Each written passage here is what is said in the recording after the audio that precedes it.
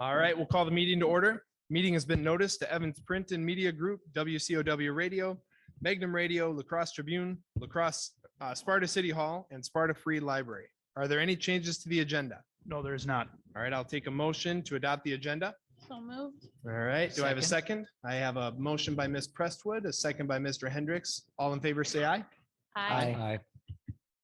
Okay. Do I have a motion to adopt the agenda?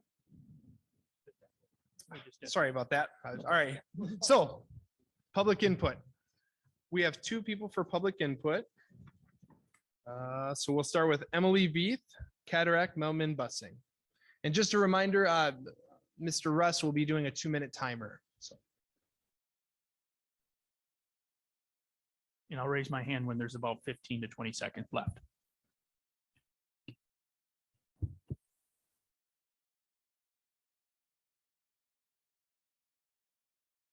There we go. I just wanted to come and clarify some of our community asks regarding the Melman busing after last meeting's discussion. I know there were some questions about who would this approve to be using this bus and things like that. I think as a community, we're simply asking just for that one bus stop at a very specific place. And I don't think people are going to drive from south side of Sparta to the little town, our little Falls Town Hall to drop their kids off at that bus stop. So it primarily will be Cataract families that would have attended Cataract Elementary. If it needs to be specified, I'm sure we could use the townships that make up Cataract for something like that. I will say, I do understand the sunset clause that was mentioned and appreciate it. I think at least a year or 2 or 3 would allow some of these families to kind of settle and figure out how they can handle this on their own, or as a community, allow us to establish something privately to transport our students in a group. So that's all I had to say. Thank you. Thank you so much, Emily. And then secondly, Abby Wiedemeyer on grandfathering current exceptions to Article 173. Hi, Abby.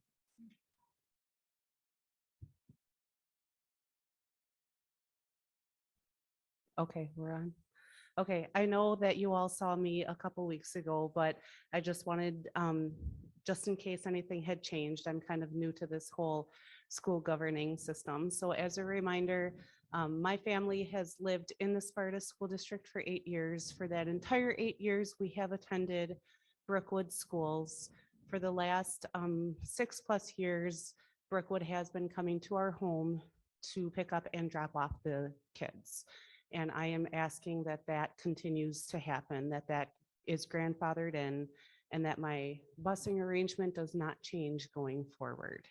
So that's it. Thank you. Thank you, Abby. Appreciate it. All right, item 2, reports. Let's go with A, sales 21-22 annual report. Mr. Blaha. Good evening and thank you for the opportunity. And I'm going to bring Ms. Anderson up with me also so she can share and give some more information. And since I probably don't talk a lot, she'll give more details. So next slide, please. Mission statement. I'm not reading it. They can read it.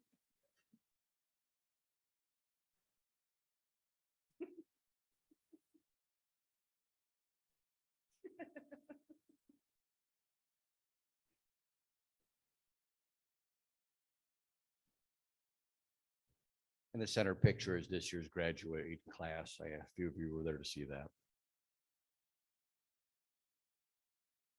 Next slide, please. Just sharing what our at-risk criteria are defined by the DPI. There is one missing, which we don't typically include, which is also 8th graders that are not promoted. We don't typically have cases of that, though.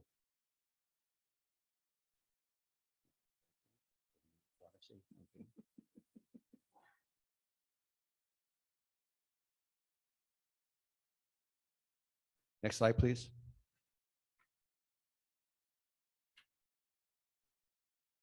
One of our former school board members is on our board as our president, Mr. Eitland, and those are the remaining officers and members of our sales compass board.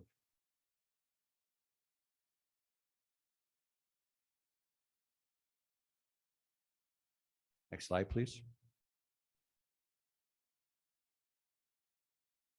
then have to include our staff from this previous year, and there are some minor changes for next year. Next slide, please. So one of the things we really work hard to do with our students is service to the community. That's one of our main goals every single year. And the community is wonderful in working with us on that. Just a couple of things we did this year. Every time Mr. Science comes to the Deke Slate Museum, Allie will call us and ask us to come set up the chairs, move all the exhibits, and then go back and take everything down the next day. We worked a lot in the public gardens, and one of the things I'm really proud of is I have a former student that actually Mr. Hendricks had to work with me on because she was probably one of my hardest students I ever had. Volunteered and put about 40 hours in at the park by the path by Wesco, and they actually named the little park after her. So she has come leaps and bounds and doing fantastic, and she did it all on her own. So I was very proud of that she's continuing to take on the community service that we work on with them at sales. We also did some park cleanups. We did Christmas cards to the Morrow Home, and we also did that to Rolling Hills as well too. We also volunteered with Spartan Outdoor Services. Jason Hauser is his name. He actually approached us about working with him. So we cleaned up a few yards that some elderly people were not able to do in the fall. We worked with a couple who both have cancer. They're both very sick. And so we went over and took care of, knocking down stuff, cleaning up their brush, all of that. So, and the kids really enjoy it. Next slide, please. One of the most exciting things, and this is the first time this has happened in my 16 years at sales. Jade Smith, she was a senior this year. She received the 2022 Herb Colt Initiative Scholar Award. She was chosen for this award because she showed high level of motivation to achieve and a strong promise for succeeding in college and beyond. She also had to fit some at-risk criteria, which all of our kids fit to come to our school. And she had already been signed up for Western Technical College. She's going to go and major in design, and the money will be sent straight to Western to take care of her tuition. And her dad actually cried when he came in and received the award. So he's a single parent and he was very happy about that. So it was exciting for us. Next slide. Sorry, I should say that. I was just saying I don't like having my picture up here, but our school, we belong to the National At-Risk Education Network, which is called NARIN. We attend a conference for the Wisconsin chapter every year, and I was named a member of the month in April, and they gave us a check for $250 that we could use towards anything at the school. I think we're still working on deciding what we're going to do with that money, but it was exciting to get that, because any money that we get to do things for our kids, we really appreciate.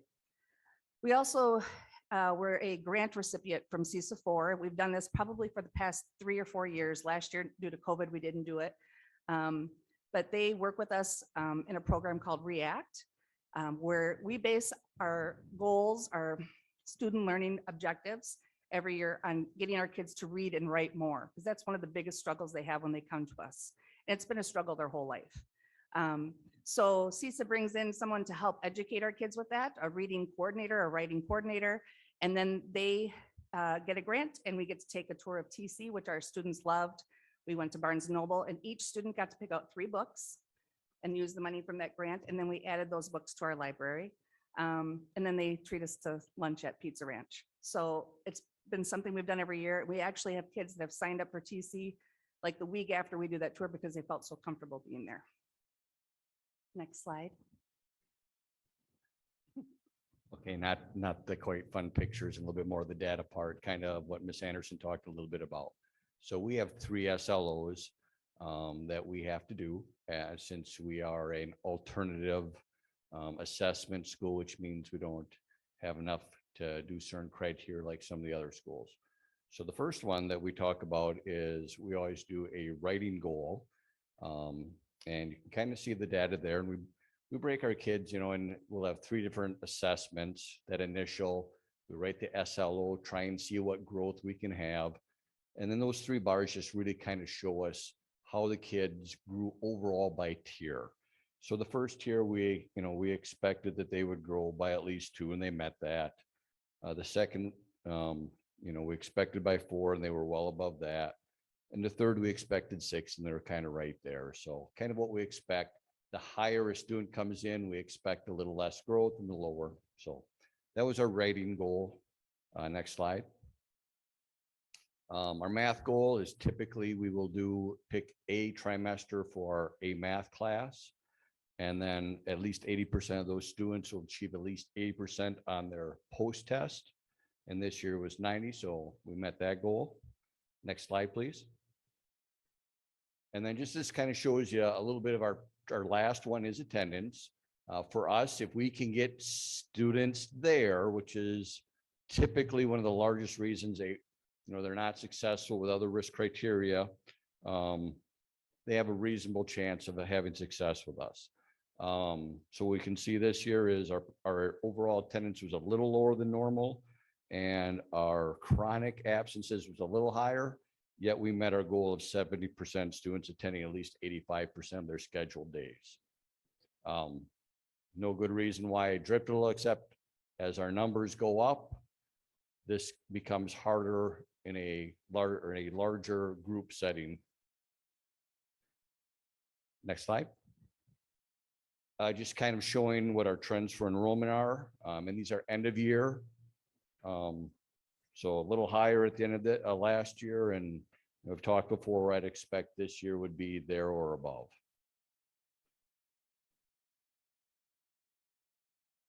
And then the next two are graduation and completion rate. So graduation rate is what happens after that 4-year mark. And this is the previous 5 years. And we're super excited if we can be above 80%. So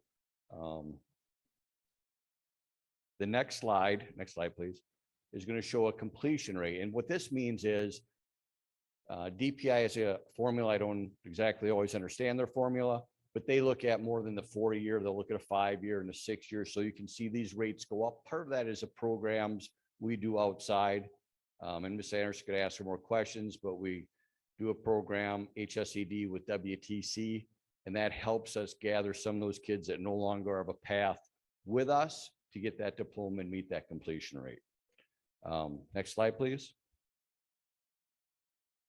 And yes, the numbers don't add up because some are more in one category here. So we do 2 senior surveys at the end. DPI doesn't no longer require this, but this gives us good data where our kids are going.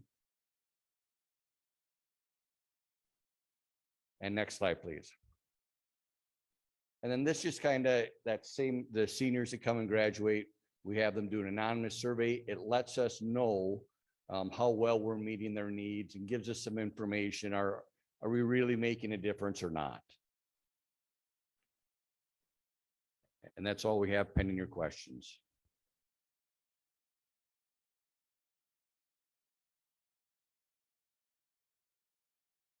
I don't have a question. I just want to say I went to the sales graduation. It was fabulous to see those families and those students and how proud those families were of those students and how far those students have come and how difficult their journey has been. And to see Sarah and John, you guys did an amazing job, and Mr. Schultze was there as well. I am so proud of this program and the good things that you guys are doing. I commend you both and all of the teachers and all the staff that are involved with it. It's not easy, but I don't know, I felt a Sparta pride that day. Not that I don't every day, but more so that day that we are helping these kids move on with their futures and helping them to be as successful adults that we want them to be. So I just want to say thank you. You said that perfect. And thank you from all of us. We really, really appreciate it. You've done a great job. So thank you for that. Absolutely. I just want to add please. one thing. I wasn't able to make the graduation. I'm sorry. You invited me. I missed it.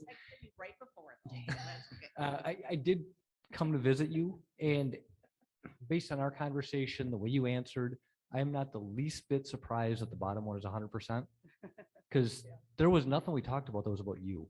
It was all about the kids. It was phenomenal. Thank you.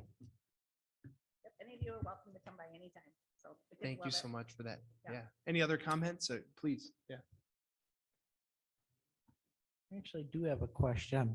You know that because of the recent, I shouldn't say turmoil, but with our recent happenings on with COVID and whatnot, are we expecting needing more teachers at sales, a little bit more of something going your way as those numbers go up? Or are we expecting those numbers to go up?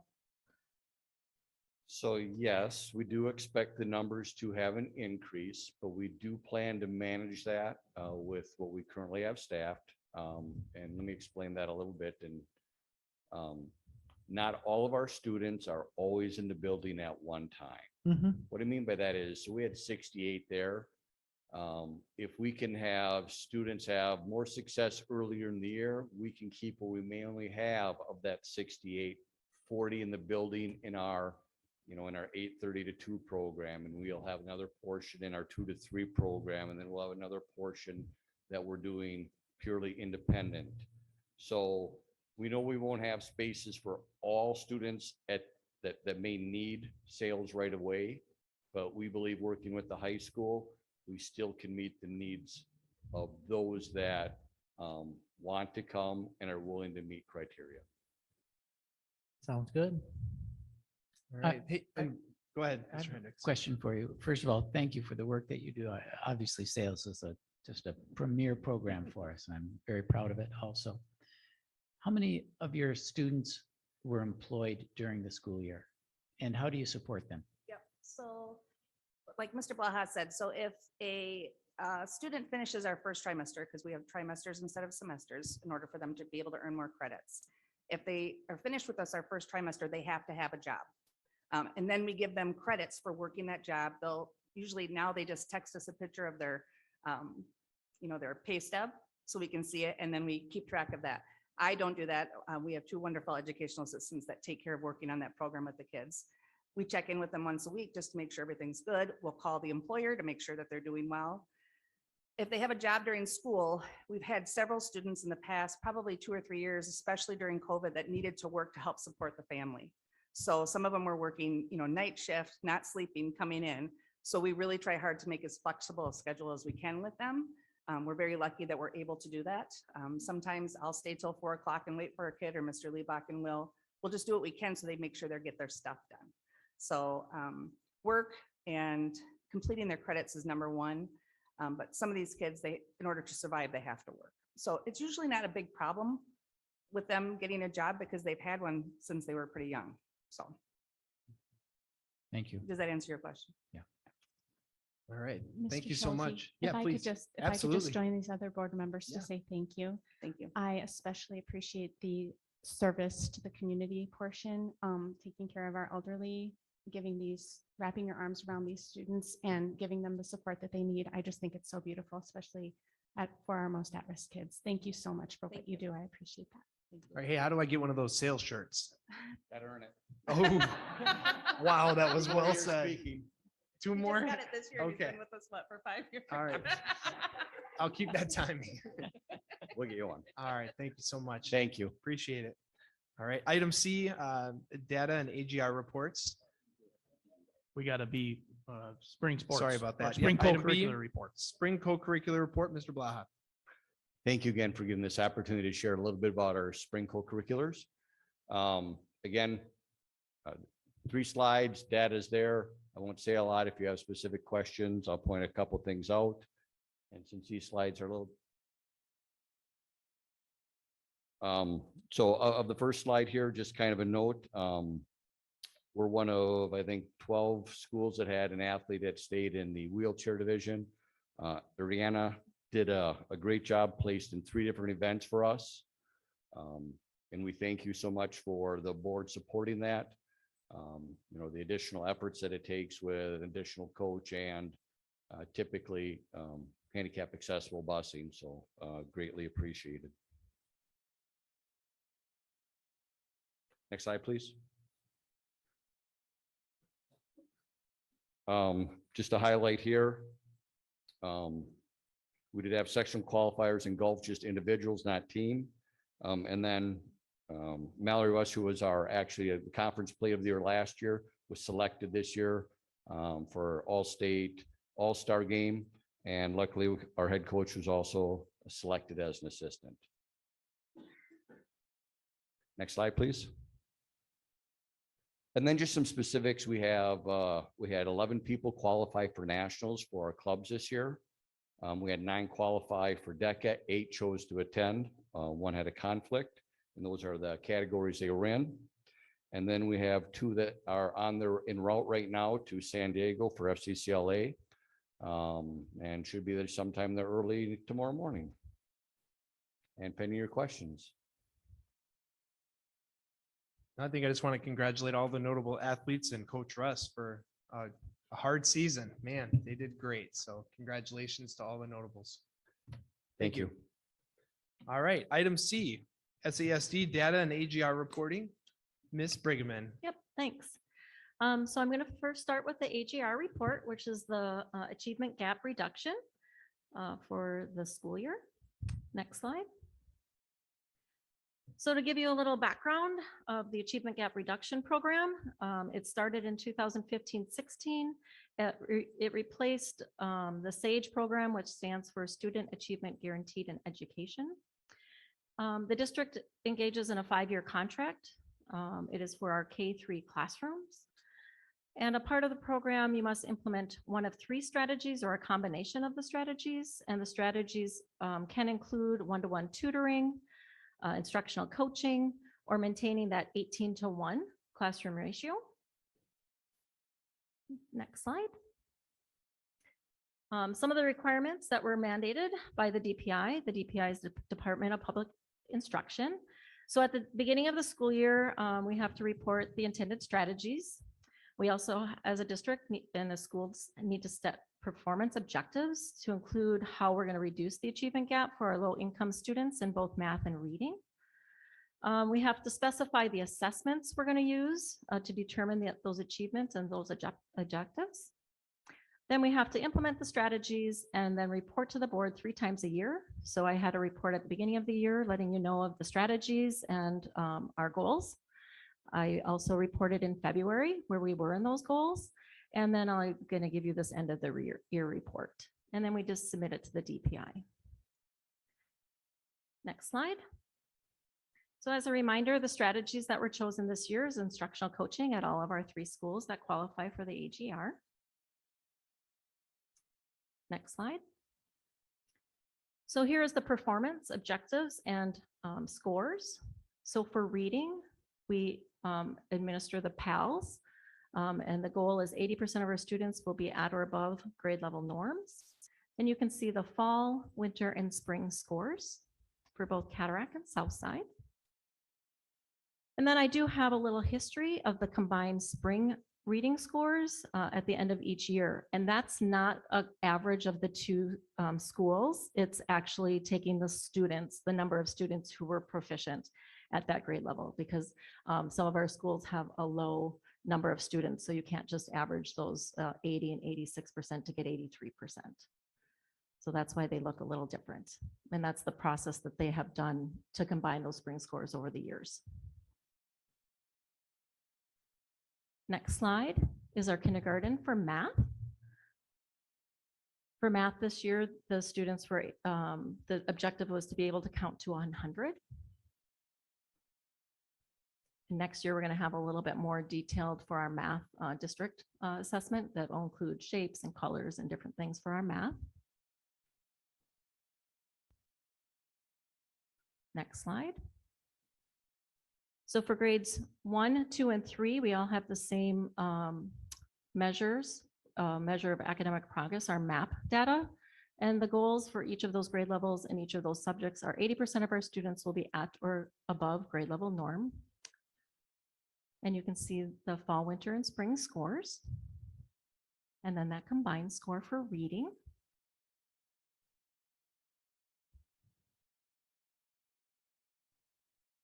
And then the next slide shows math for first grade.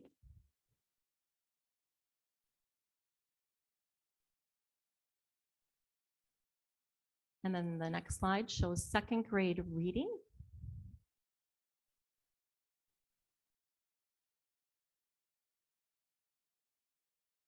And then the next slide does show second grade math.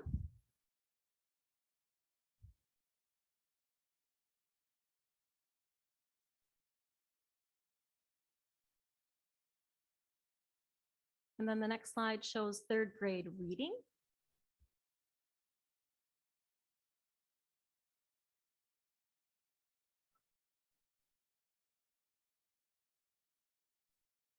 And then our last slide shows third grade math.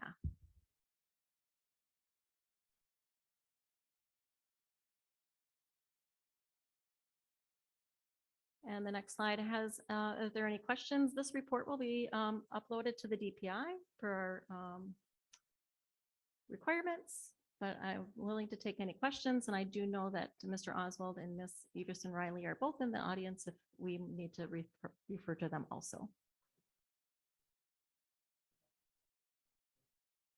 Sure. That would be slide 34. And am I correct that the norm, grade, level, mean, writ also goes up over the course of the year so that the bar is higher in spring than it is in the fall? Absolutely. Thank you. Any further questions? All right, you can continue, Ms. Brigham. Yep. So go to slide, we can just jump to 40. So I do have our district map data. As a reminder, MAP stands for Measures of Academic Progress, and it's a growth test for our students. It's a district assessment that we give 3 times a year. It's for grades 1 through 10 for reading and math. It's an adaptive test. That means as the students get questions right or wrong, it'll adapt to where the students are actually at. We are measured by the RIT score, which is the RASH unit that measures that student's achievement and growth over time. And it really gives our teachers immediate and regular feedback 3 times a year versus that one-time state test where we don't get the results until a couple months later. So that's really hard to use that data when teachers don't get that data with the current class that they are working with. So teachers can really drill down to specific skills that each student needs to learn. They can group students in different ways based on what their learning needs are. So that RIT score, that RASH unit, next slide, is what measures our students' achievement. And it's a scale that's stable, which means that measures where the student is no matter what, regardless of their age or their grade level. So it's like measuring their height. So if a student might be a tall 3rd grader, they're still going to be measured on that scale. So they might be overachieving a 3rd grader, or they might be needing some more growth in some areas. So it doesn't just stop at the top of the 3rd grade. It'll let them keep going. How do we, next slide. How do we use our data in our district? Well, we analyze that data in multiple ways. We goal set for our schools. We can goal set for our grade levels. We can goal set for my individual class and then our individual students. So many of our students actually know what their goals are as they take the test. We also leverage our PLC time, our professional learning communities, to really focus on those essential standards, discussing what skills our students need to know, understand, and do, what instructional strategies we can use to engage our students, how can we group our students based on their scores, and really looking at our reading, writing, and math across other content areas as well. So if I'm a science teacher, I might be able to look at their math scores and how can I, as a science teacher, increase our math abilities across with our students. So the next slides are our MAP achievement and growth data for the year. So the first slide shows our district MAP reading scores, grades 1 through 4. We do have fall score, our winter score, and our spring score. And that green bar is the spring norm. So as Mr. Hendricks said before, the norms do change for fall, winter, and spring. So that green is what we want them to be at the spring, but it does show our growth over from since fall to spring.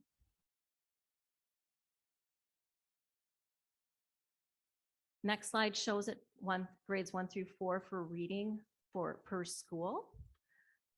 So it shows the average mean RIT score for each of the schools. And that green bar again is that norm score for the spring.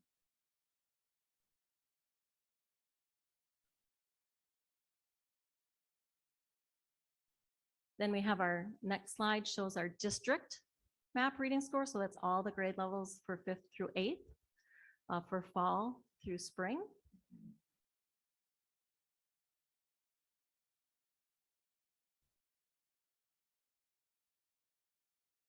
And the next slide does break down 5 through 8 by building. Innovation STEM Academy does not have a 5th grade. That's why they don't have a bar. And then if for 7th and 8th grade, our high point they do not have enough students to generate data. So when if you have under 10 students, it doesn't generate a RIT score for an average RIT score.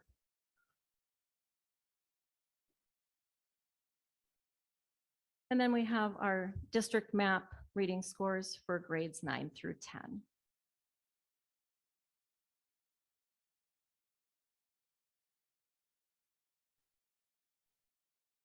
So those were all the achievement RIT scores. I also wanted to highlight the growth. So the NWA maps, they have projected growth for students. And this shows our district growth from fall to spring. We really want that triangle to be at or inside the bar.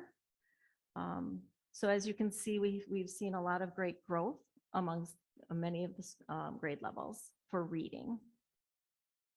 And you did have a more detailed report in board docs that showed different schools, because we could be doing data all day long. So I just wanted to make sure we showed that growth across the district. I'm just going to stop real quick with reading. Is there any questions about the reading data that was presented? And then we'll go into the math. All Go right. ahead, Mr. Wells. Yeah, so is there a reason why, do we know why the 9th and 10th grade just went down over the course of the year? Is that just? I'll take it. Okay. We need work. We have some work to do. Yep. And this is a data point that we will use to move forward. I'm not going to sit up here and make excuses. This is something that we need to, at the high school level, address through relevancy, through showing the importance. And as Ms. Brigham said earlier, showing, it's not just the English teachers and the math teachers. This is across the entire building that we need to do a better job increasing these MAP scores as one measure and continue to grow our students. We did have some students step backwards. Again, that's the reality that we face, and that's the challenges that we face. We also have a lot of celebrations as well. And Meadowview 8th graders are coming in with good scores that are growth. And it's our job next year to continue that growth and to change the 9th grade the 9th grade trend of decreasing a little bit. We need to show that growth through relevance, whether it's through motivation or whatever it might be. That's what the high school is tasked for. Yeah, I didn't mean to also point out the bad. It's also good to note though that as we look at our elementary level, a majority of them are above that bar that we set as our goals. So I think that's also really good to highlight our wins as well. Ms. Lopez, did you have something? Well, I just wanted to ask Mr. S, do you know historically, as children transition from middle school to high school, does that typically have a reduction in growth, or is this just an individual year? No, we haven't done maps for as long as the elementary and the middle school, but we have seen in reading the decrease throughout the years. And I think coming up, you might see something different in math. Okay. But yep, it's a trend that we need to address and tackle straight on. And you know what? Our kids need to improve their reading for their future. Further questions, comments? All right, Ms. Brigham. All right, so we'll go on to math. Next slide. So first, we'll start again with our district math scores for grades 1 through 4. from fall, winter to spring, and then that spring NWA norm.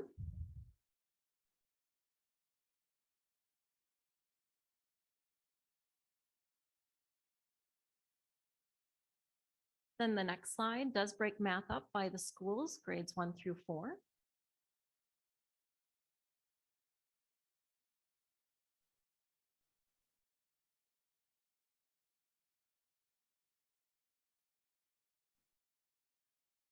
Then we move to the district math scores for grades 5 through 8.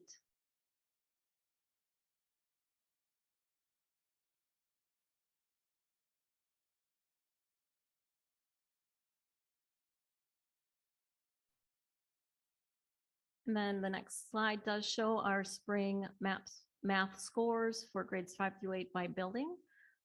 Again, Innovation STEM Academy doesn't have a 5th grade, and our High Point again had only 3 students, I believe, in grades 7 and 3 students in grade 8.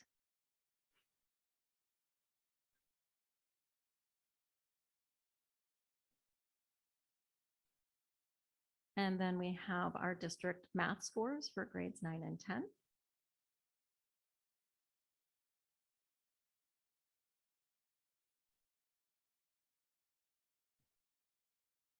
And then we have our district growth math fall to spring. Again, we see a lot of great growth in that next slide. Across many of our grade levels. And that's what we've been really focusing on as a district, is how can we grow each and every one of our students.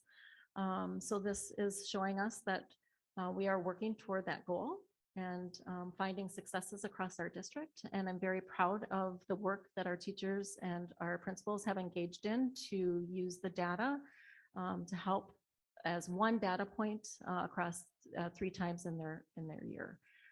We use other data on a daily basis. So this is not our only data points that we use within our PLC teams and within our classrooms. We use that formative data every day as teachers across the grade levels. Are there any questions with our math?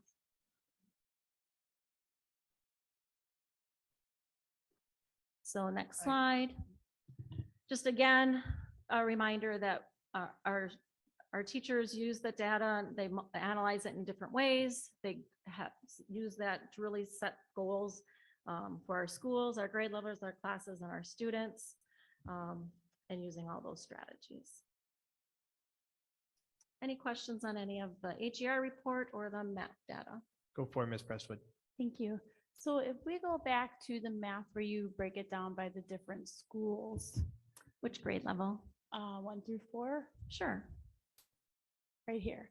So I don't know if anybody else sees it, but Cataract scores very high on those map testing scores.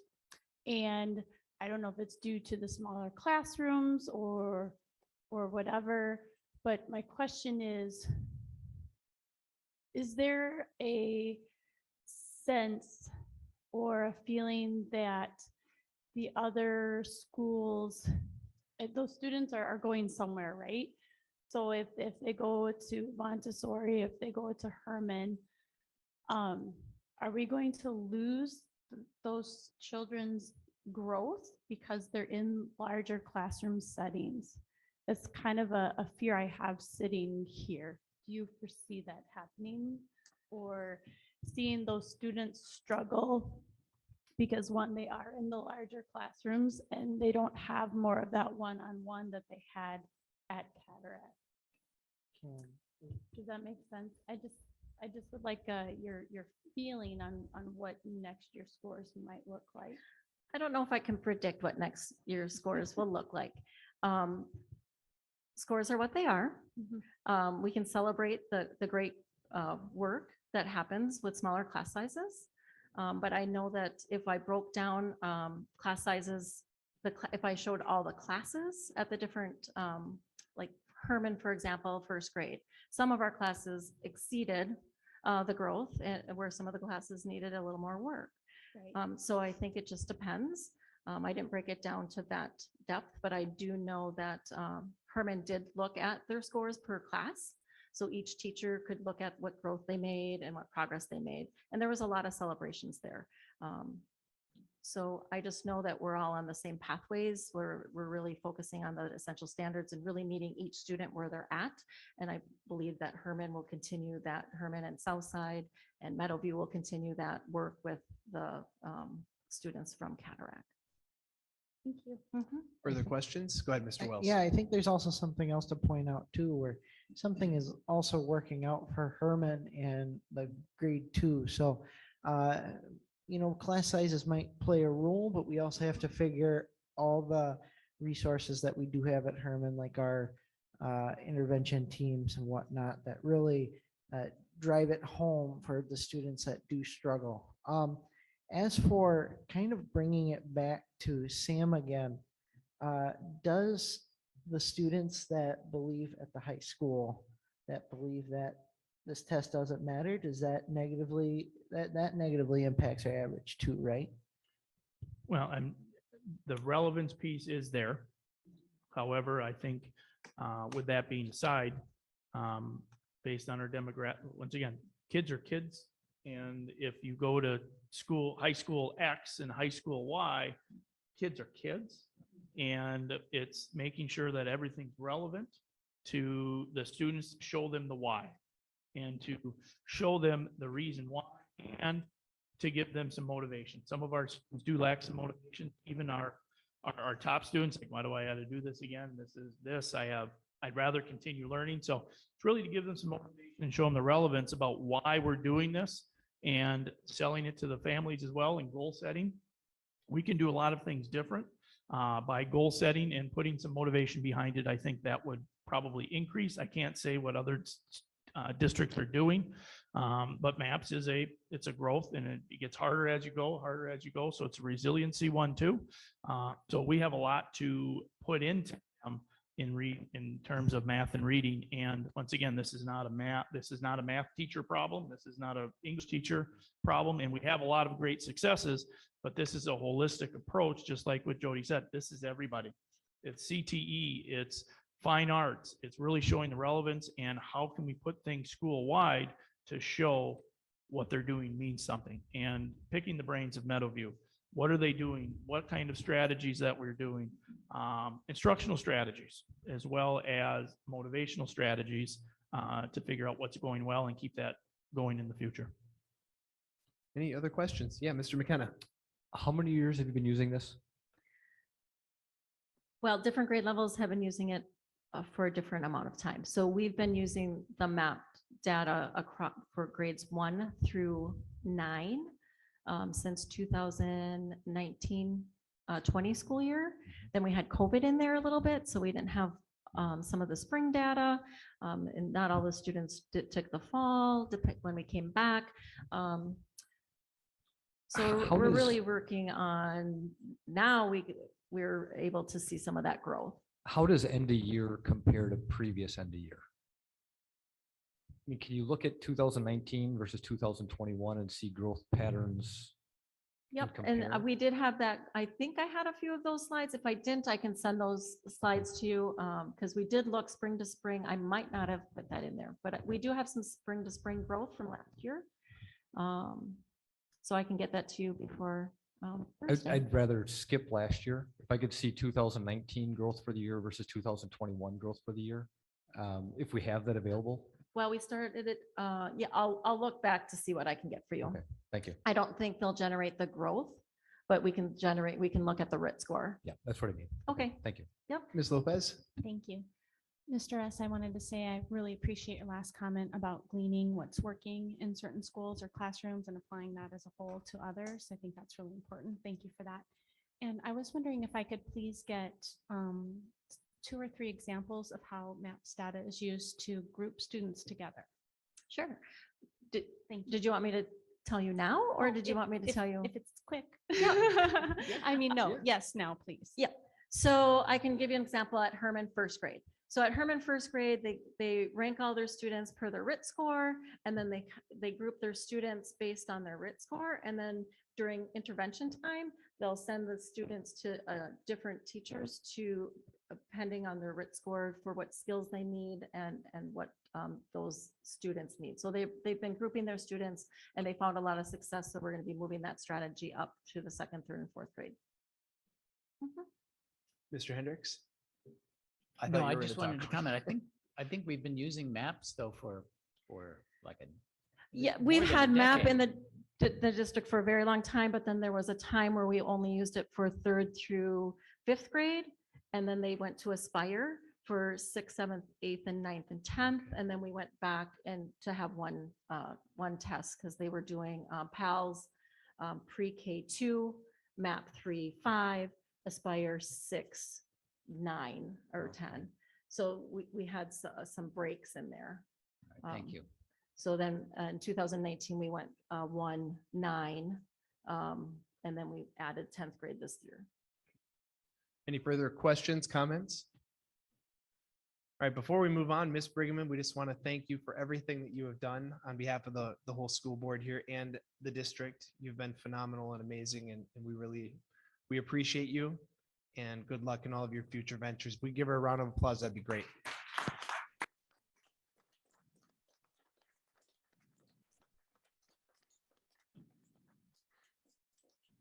Oh, thank you for that. I'm going to tell you that Sparta is a part of my heart, and you have amazing administrators, you have amazing staff, and I'm going to miss it here. So thank you very much for all of the support that I've had from the board and from my administrators and all of my teachers. So thank you. Thanks, Jody. All right, next item, consent agenda. Please take just a moment, go ahead and read through these, and then in a moment, I will take a motion to approve. I have a question regarding employment. The list of people to be employed, particularly amongst the teacher group, at some point, we must have stopped indicating where they have been placed on the salary schedule or their salary. Is that been deemed kind of inappropriate or?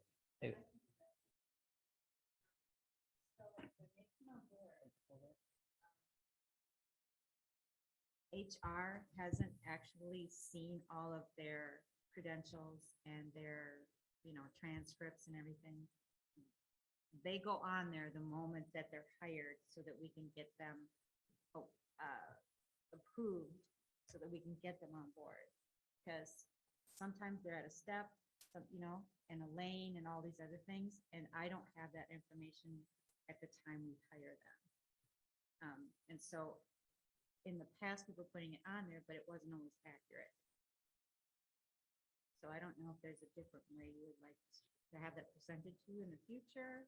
We can certainly talk about that. Yeah, or maybe even if it's just a tentative indication, because I would be curious to know if these people are being hired at the bottom of the salary schedule or at the top. And that would depend on, and it would depend on all those factors. Right. But certainly they must have some indication of what their expectation is of hire. We can look to get that on. Okay. We'll do our best to either rough estimate it, just so you know. Are you looking for, I'm trying to think, what years back, was it like BA plus 12, then the salary, or are you just looking for the salary? Well, if the salary is, the BA plus 12 probably is the better answer. Because then we would know approximately where they're going to end up on the salary schedule. From that. If that's the will of the board, we could put lane and step, lane and then BA plus whatever, or just 1 BA or 3 masters, if that's would be helpful. Thank you. All And so right. with that, I'll move the consent agenda. All right, I have a motion by Mr. Hendricks. Do I have a second? Second by Mr. McKenna. Roll call. Ms. Presswood, Yes. Mr. McKenna, Yes. Mr. Schulze, Yes. Mr. Burns Gilbert, Yes. Ms. Lopez, Yes. Mr. Wells, Yes. Mr. Hendricks. Yes. Motion carries 7-0. Colin, you came out of nowhere, man. Moved us. Surprise. Hey, thanks for that. Holy moly. All right, section 4A, discussion and possible action to approve the music department trip. All right, I'm going to invite Ms. Thompson up, and while she comes up here, the full details of the trip are attached in board docs, and hopefully you had an opportunity to review it. Ms. Thompson is just going to highlight some of the experiences, and there's some information on the slide. Ms. Thompson. Hi, thank you. So the music department has a tradition of travel. In the past, pre-pandemic, we traveled every 3 years. And so there was at least one group traveling every year with the large music department in 1 year and then 2 smaller groups in the other 2 years. We are looking to adopt a 4-year travel plan in its place. So there will be 1 year off in there. So with the 4-year plan, every student will have the opportunity to travel once during their time in high school. We are looking at the dates of April 3rd through the 8th, which correspond with our spring break, so that students will only be missing hopefully 2 days of school for the trip. We did obtain 3 different bids from travel companies and decided to go with group travel planners for approximately $1,359. We have and will continue to offer fundraising opportunities for students, and nobody will be denied for financial hardships. All 3 of the music instructors will be in attendance on the trip free of charge. And the only cost to the district will be 1 sub that can be shared between all 3 teachers for the school days. So 1 sub for 2 days. We did take an initial survey to gauge interest from students and chaperones. We have 56 students interested and 13 chaperones.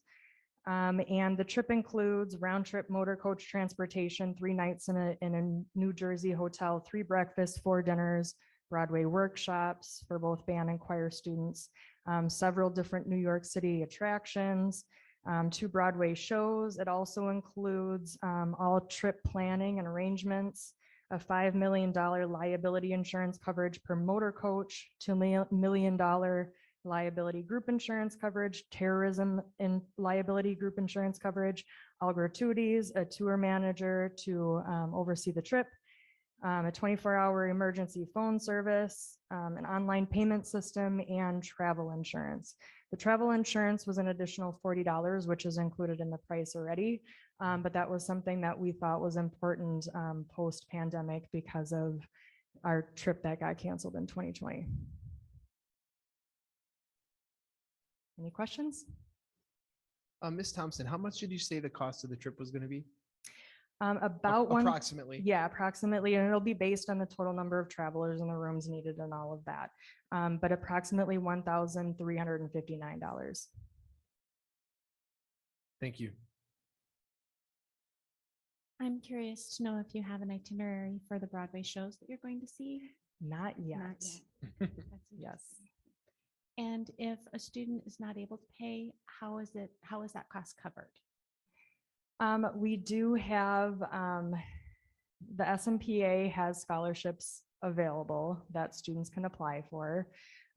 We have in the past, when we have traveled, the Arnold Music Tribute has offered scholarships for students as well, and they've covered the cost of students that have not been able to afford the trip. So there are opportunities available. We just have to find them.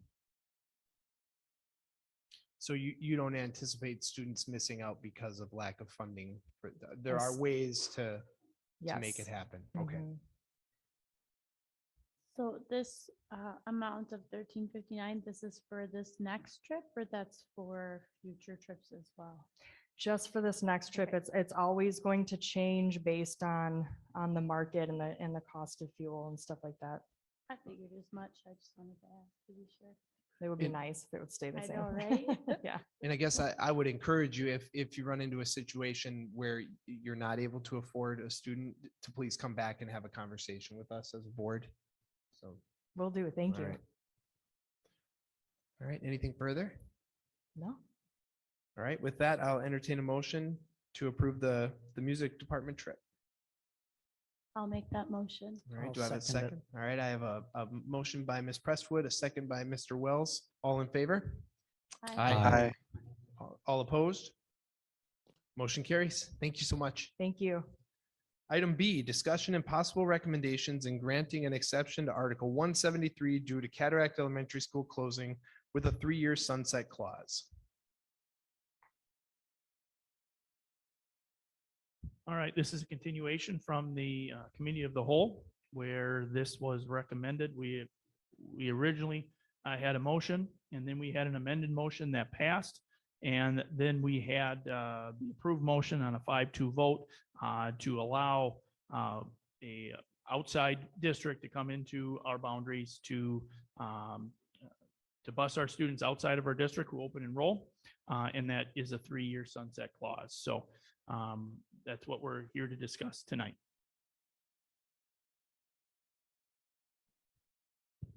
Who would like to start?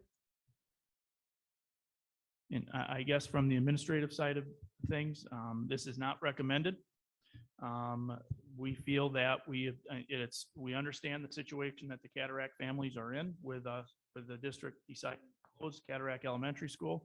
However, we have done a lot of things, added bus routes, tried to do our best with transition as well to make our families as home as possible with their new destination. We understand that we feel that we have the best quality education that we can provide. And we feel that, and we've heard some things from staff saying that if we allow another district to come into our boundaries and openly invite our families to leave our district through transportation, that I don't want to, they didn't use slap in the face, but they're disrespected. That they feel that would send a sign or a message that the education that we have in town is not as good as the education that we had at Cataract Elementary School. I can tell you, I don't know of another district that does this. We look at our open enrollment numbers, which we want to make sure we reduce. The last meeting, we want to keep our students, not knowing we've had some decline in enrollment. And we feel that if this is allowed, that will increase our declining and increase our open enrollment numbers, which are things that we're trying not to do. We're trying to decrease our open enrollment numbers and increase our current enrollment because it's attached to funding. So from an administrative point of view, we do not recommend this. However, if it is passed, we will support it and we will make sure we work with whatever the board direction is in that way. And if it does go forth, I'm not going to be picking away at it, but we want to be very specific about who can come in because we've had families that open enroll into us ask, are we going to send a bus up to another district to get their kid? So when it continues, please don't think that is disrespect, but we will follow it, but we want to be very specific about who can come in and who we can work with and which districts can come in and who's eligible. Mr. Russ, to be clear, as of right now, how many students from the Cataract area have unenrolled from Sparta? As far as I know, none. So we are at 0 right now unenrolled at the moment. Yes, and remember, when families open enroll their students, they're ours until they actively seek out that open enrollment district and say, I'm coming. And then we get a records request, and that's the formal withdrawal. At this time, we have not had any, to our knowledge, any districts reach out to us from an open enrollment student from the Cataract area that said that I'm actually leaving. Please, Ms. Lopez. At what time of year does that unenrollment process typically occur? It's usually the districts now send out letters, and our letters have gone out, correct? We've sent letters out saying that we've welcomed our open enrollment students in, the students that want to come into us. We've sent those letters out. It's fair to say that other districts have sent them out as well. Is there a statutory deadline when that has to happen? Leah, do you know?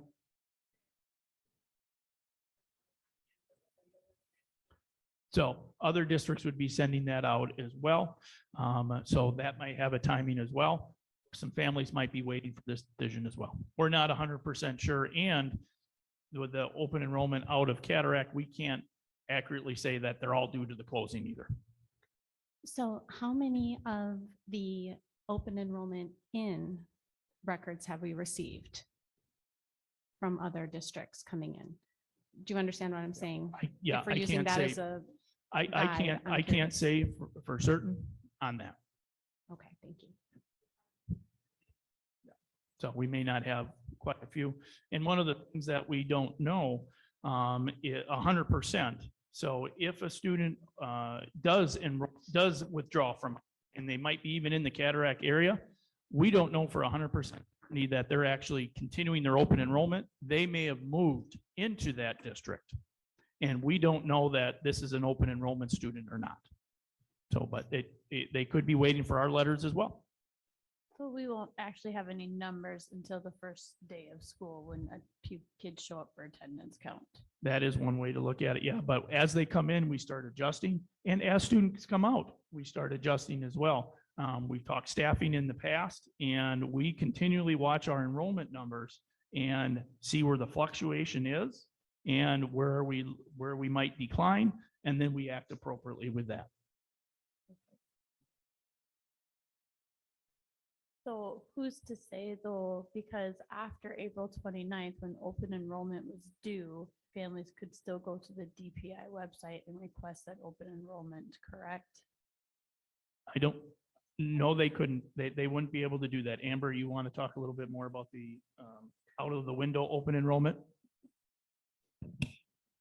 So in order to apply after that open enrollment period, it's an alternative open enrollment application that they'd have to do. So there's just different stipulations around it. But yes, a family could go and still apply. It's a different application process that they'd have to go through than the window application. Leah, I don't know if you have anything else to add.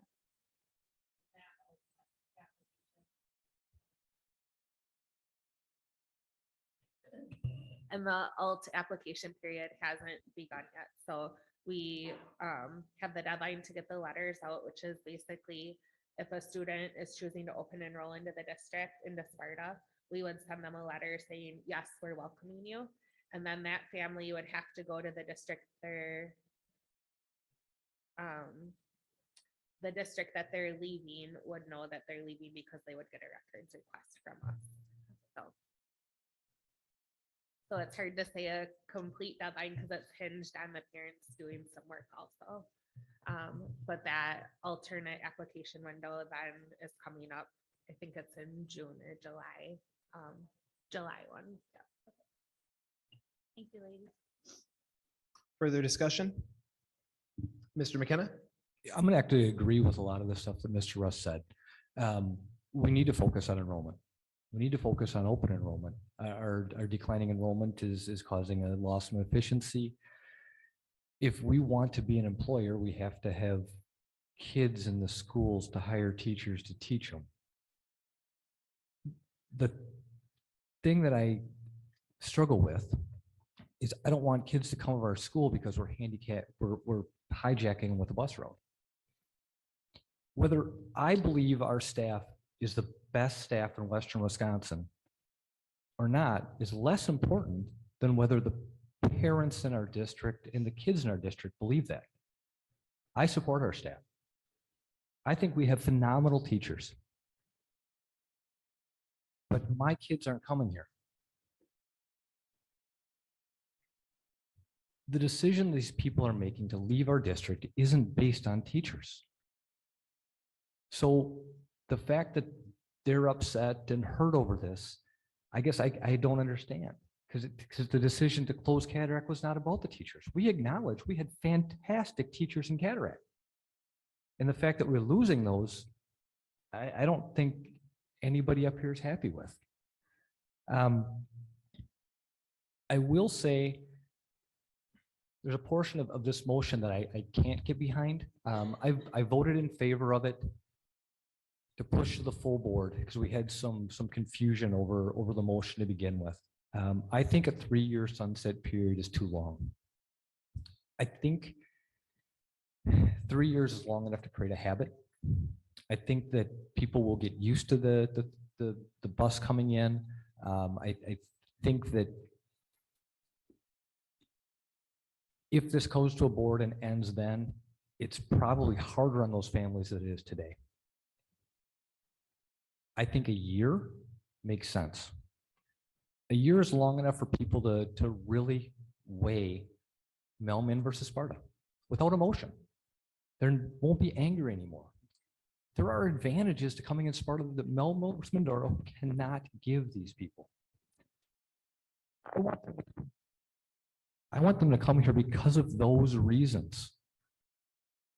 Not because we won't give them a bus. All that's going to do is get them more angry at us and reduce the odds that they come back.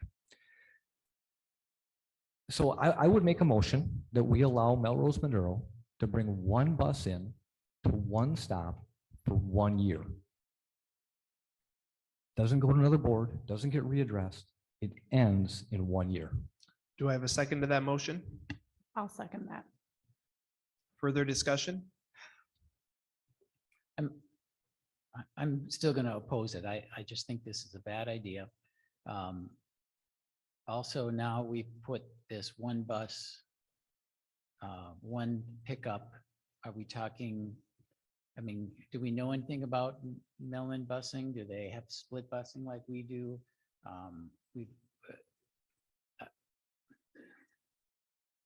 If we think that making it easier for cataract families to send their kids to Melman is going to increase the chances that they're going to come to Sparta, to me, that just doesn't jive. So I will oppose this, whether it's 1 year, 3 years, or whatever. I'm going to agree with Mr. Hendricks on this. And my reason is, I think the parents are waiting for the opportunity for us to say, yep, Melrose can come in, and then you may have 57 open enrollment applications out, and we've just lost 57 students worth of funding. If we don't do this, you're still going to have some mad parents, and you're going to have some angry parents, and they are maybe going to find a way to get transportation for their student to leave the district. But there are a number of parents that are going to choose to stay with Sparta. And it would have been the easy way out to have a bus come from a different district. And because of that, they would open and roll out. If we don't provide that, I understand we're still going to have angry parents, and that is completely unfortunate, but it's not actively seeking to lose funding to another district, which is what I think we're doing by approving the busing opportunity to Melrose. We're actively allowing them to take our students and the funds away. You understand it's still harder to go to a single bus stop than it is a Sparta school district to pick up at your driveway. Not necessarily. Well, no, I mean, It is.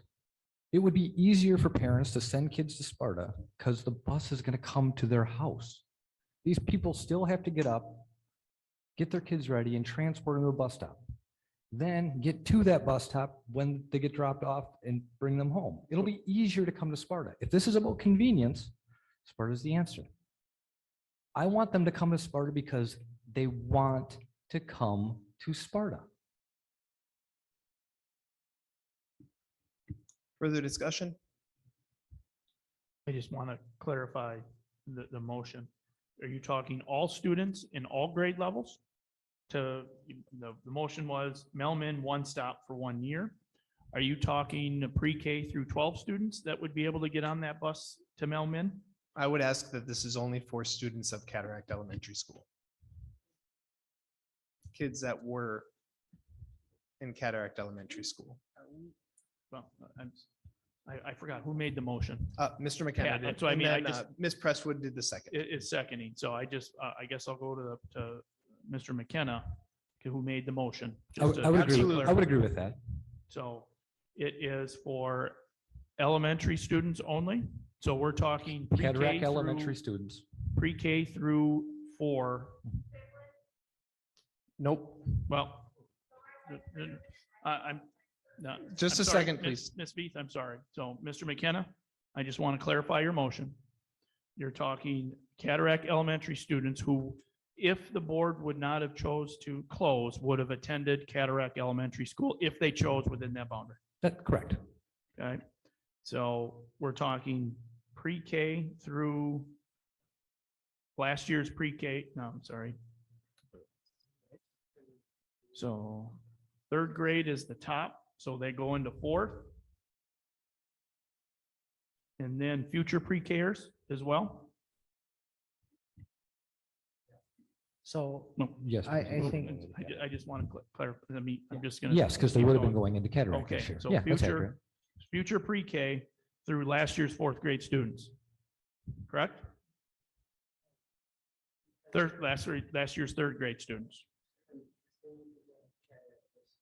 For fourth grade. Correct. Because all other kids would have been on a Sparta bus coming into town anyway. Okay. They would have been going to Meadowview High School. Okay, all right. How about students who might have opened enroll who are currently going to Montessori? That might be a kindergartner that open enrolled to go to Melmin potentially as a first grader.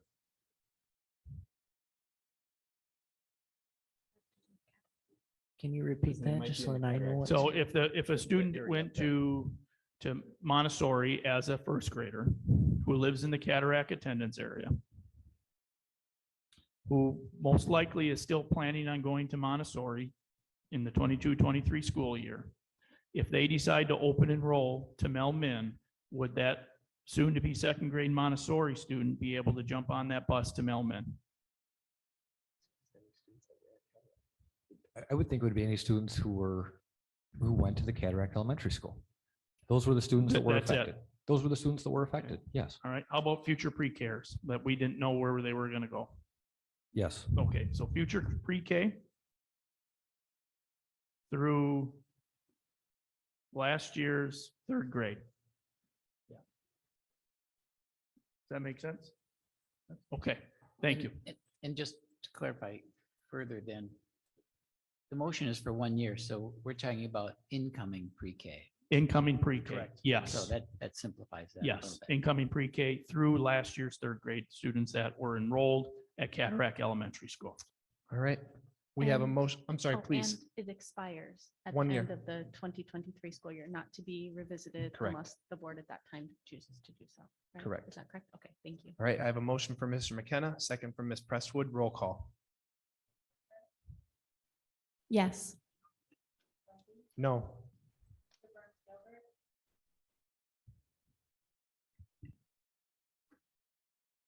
Colin, are you muted? Oh, I'm here. Can you hear me? All right. Yep, they just did roll call and I called you. Oh, sorry, I missed the roll call part. Do you need the motion repeated or did you hear Yeah, that part? can you repeat it one more time just to make sure I got everything there? Mr. Russ, would you be able to do that? I will try my best. To allow Melrose Mindoro to come into the Sparta Area School District for one stop for 1 year for the 22-23 school year. The students eligible to ride the bus from Melmin are future pre-K students in the Cataract attendance area that would assume going to Cataract Elementary as a pre-K through last year's third grade students who were enrolled at Cataract Elementary elementary school. Colin, did you hear any of the votes? No, can you do We that will- again? We will repeat the roll call, please. Ms. Lopez, Yes. Mr. Schulte, No. Mr. Burns Gilbert, Yes. Mr. Hendricks, No, Mr. Wells, Yes. Mr. McKenna, Yes. Ms. Presswood. Yes. Motion carries 5-2. Item C, discussion and possible action to approve the classified employee compensation for 2022, 2023. Ms. Hauser? Thank you. We had a board workshop prior to this board meeting. You all were in attendance, but I'll recap what we went over for anybody listening. So at the previous board meeting, we had gone over 4 different scenarios for increases to our classified salaries for the 22-23 school year. We are not limited to those 4 scenarios, but just a starting point for conversation. They were to apply a CPI of 4.25%, which would be the CPI that was applied to the certified schedule. We also looked at applying a CPI of 4.7%, which was the total investment to the certified salary schedule. We also looked at doing a market adjustment to get within 5% of the market average, with the market being the other MVC districts. We also looked at those MVC districts and said, what if we were number 3 in the region? Again, a type of market adjustment. Each of those scenarios had varying cost impacts. And I was asked to come back with 3 other scenarios for tonight, which we did review at the workshop. The first was, what if we did a market adjustment to get within 5% of the market average, but the average included Sparta? The one we looked at the last board meeting did not include Sparta in the average. The next revision was to look at, what if we were number 4 in the region with that same market? And then the final action that we looked at was, what if we looked to get within 5% of market, but took 2 years to get there? All right, do we have any questions at all?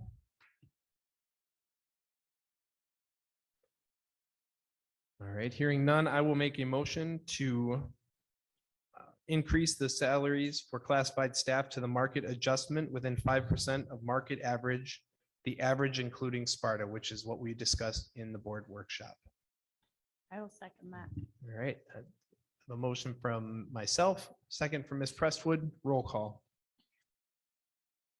Mr. Schulze, Yes. Mr. Burns Gilbert, Yes. Mr. McKenna, Yes. Mr. Wells, Yes. Ms. Lopez, Yes. Ms. Presswood, Yes. Mr. Hendricks. Yes. Motion carries 7-0. Item D, discussion and possible action to approve grants and donations. Mr. Russ. Right, the list, very happy to say we had 3 donors. Mr. Magno, to the high school science department, schoolstore.com, to Herman for student supplies, and First Community Credit Union to the weekend backpack program. Once again, happy, this is informational, but very happy to acknowledge these donors as it goes to a great cause for all 3 of them. Yeah, thank you so much to those donors. Item E, so we need to approve those, correct? No, we do not, since they're under $1,000. Okay. All right, thank you. Item E, meetings, meeting schedule and future agenda items. Just 2 upcoming board meetings, July 12th at 5:30 with the committee of the whole here in the auditorium at Meadowview, and then the full board on the 26th at 7 p.m. in the auditorium. And then in August, the 2nd Tuesday, and then the 4th Tuesday for our normal board meetings that we have scheduled. Anything further? No, summer school's going along. We're working hard. Kids are doing very good, the best they can, and looking forward to the 4th of July weekend break. Absolutely. All right, section 5, closed session. Item A, discussion and possible action to move to closed session regarding an individual's employment per Wisconsin statute 19.85, parent 1, parent C, considering employment, promotion, compensation, or performance evaluation data of any public employee over which the governmental body has jurisdiction or exercises responsibility. I'll take a motion. So moved. And a second, please. I'll second it. All right, I have a motion from Ms. Prestwood, a second from Mr. Hendricks. Roll call. Mr. Burns Gilbert, Yes. Mr. Wells, Yes. Mr. Hendricks, Yes. Mr. McKenna, Yes. Ms. Presswood, Yes. Ms. Lopez, Yes. Mr. Schulze. Yes, motion carries 7-0. We are in closed session. Colin, I'm going to give you a call. Sounds good. Thanks.